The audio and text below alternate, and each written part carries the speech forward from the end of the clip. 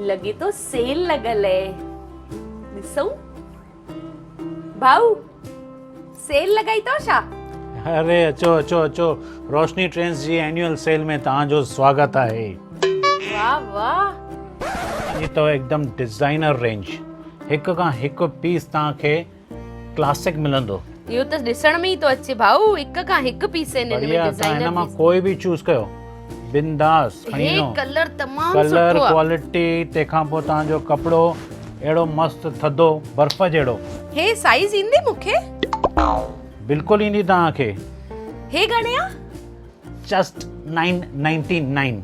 पर हिकु ॻाल्हि ॿुधायो, तव्हां हेॾी इहा सेल रखी अथव त इन में कुझु ईअं हिन पीसनि जीअं 3-4 वठूं था त कुझु ईअं डिस्काउंट आहे भाऊ? अरे मैडम, तव्हांखे 2000 वारियूं तव्हांखे 1000 में था ॾियूं पिया।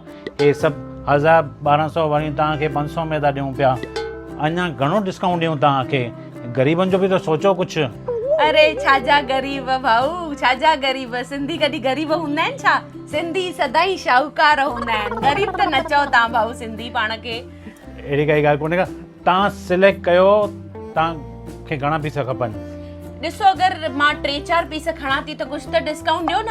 ये माल में केॾी सेल लॻल आहे, buy 2 get 1 free, buy 3 get 2 free, ईअं त ऑफर लॻा पिया आहिनि। पोइ हुते जॾहिं हेॾी बढ़िया सेल लॻी पई आहे त पोइ तव्हां वटि कोई छो अचे? कुझु त हीअं स्पेशल डिस्काउंट तव्हांखे ॾियणो खपे न भाऊ।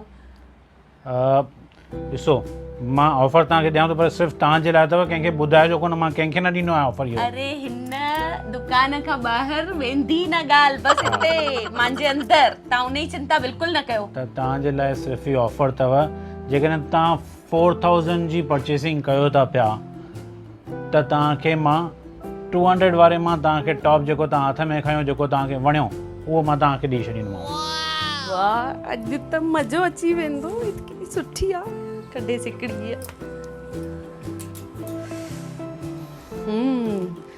विथ दुपट्टा, पूरी ड्रेस 1000 में, ये भी सुठी आहे। भाऊ सुम पियव छा? थियो मुंहिंजो उथो उथो, बिल ठाहियो। जल्दी वञा थेलीअ में। हा, हाणे मां तव्हांखे ॿुधायां थो, तव्हांजा हे थियव।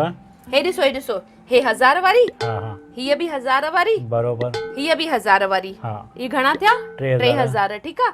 ऐं हीअ मुंहिंजी आहे 500 वारी, 3.5। 3.5। ऐं हे अथव 150 वारा 2, ठीकु आहे, 3800। हा न। हा, ऐं हीअ 200 वारो, ठीकु आहे। थी विया 4000। हा, बरोबर ठाहियो बिल। बरोबर। 4000 ते तव्हां हिकिड़ो फ्री ॾियण लाइ चयो हुयो। हा हा, ऐं बिल्कुलु। उहो हीअ मूंखे टॉप वणियो हुयो, हा न। हा हा, तव्हां चयो न, मां इहो खणंदुमि। त इहो खणा न फ्री? हा हा, बिल्कुलु। ठीकु तव्हां आहे। मां त तव्हांखे बाक़ी चयोमांव। बाक़ी थियव तव्हांजा 3800, हा न भैया? हा हा, बराबर।